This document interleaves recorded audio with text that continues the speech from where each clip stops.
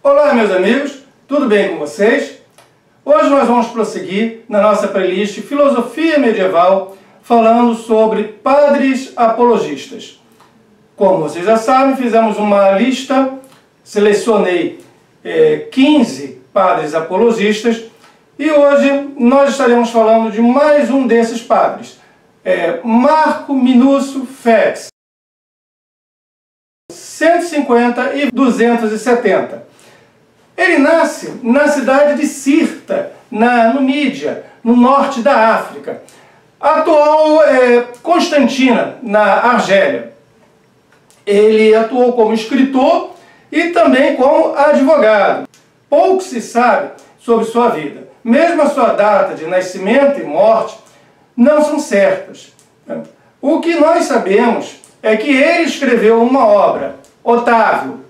Na verdade, a única obra que nos chegou dele.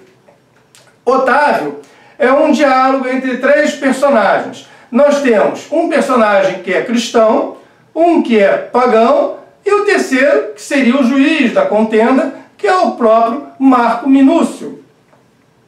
Tem uma coisa interessante.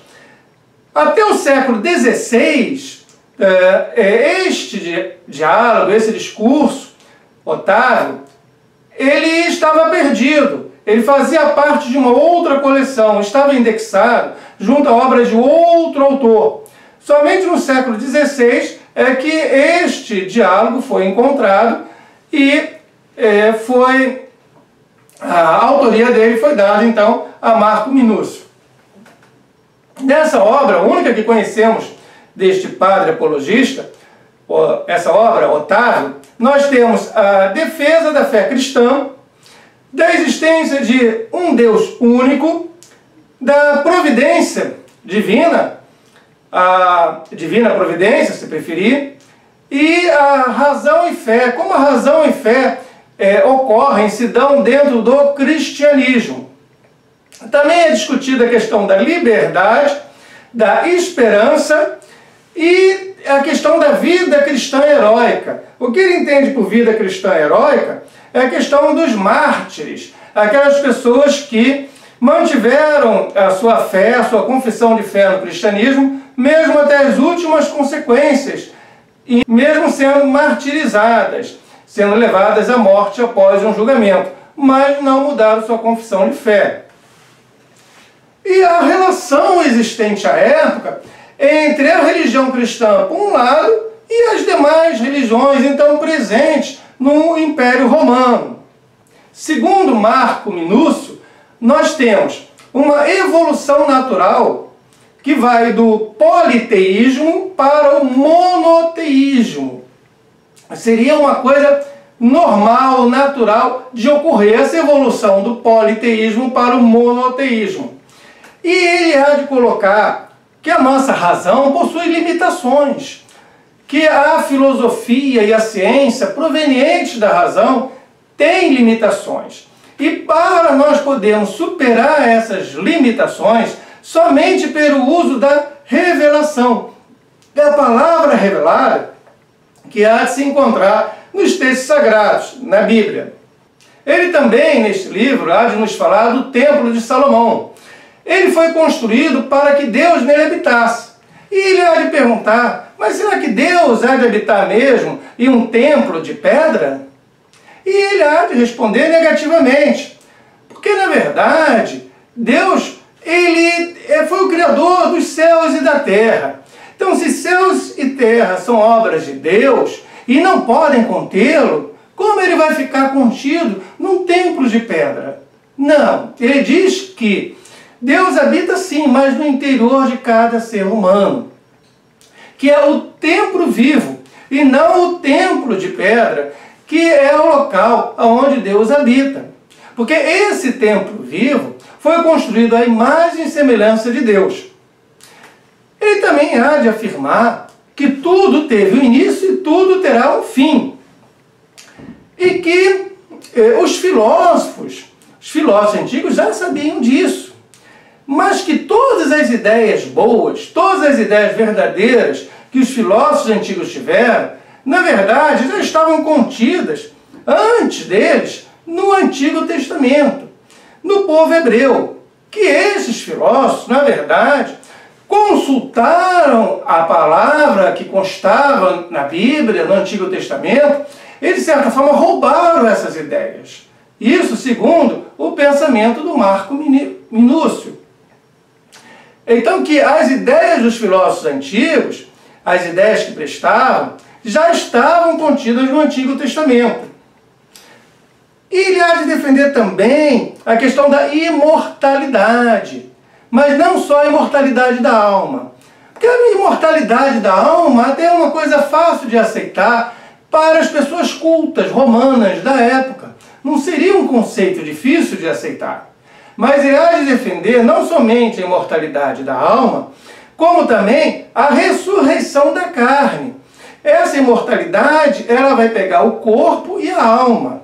E quando falamos de ressurreição da carne, é algo difícil de aceitar para um cidadão culto, romano da época. Não, isso para ele seria algo completamente absurdo. E como já falei, ele há de defender, nesse Otávio, o monoteísmo contra o politeísmo. Na verdade, ele há de defender o cristianismo contra as diversas religiões então existentes e também contra as teorias filosóficas existentes. Ele há de fazer uma síntese, um resumo das principais teorias filosóficas em voga e criticá-las uma a uma. Na verdade, há presente nele uma grande hostilidade em relação à filosofia. Ele chega a afirmar sobre Sócrates, o grande filósofo grego Sócrates, que seria o palhaço de Atenas. Por que palhaço de Atenas? Porque o Sócrates constantemente dizia que nada sabia. Eu sei que nada sei. Então, ao dizer que ele nada sabia, que na verdade, ainda iremos fazer um vídeo sobre Sócrates, isso faz parte da ironia socrática. Eu sei que nada sei. Mas o Marco Minúcio há de entender o Sócrates como o palhaço de Atenas, como um demônio mentiroso. São palavras dele.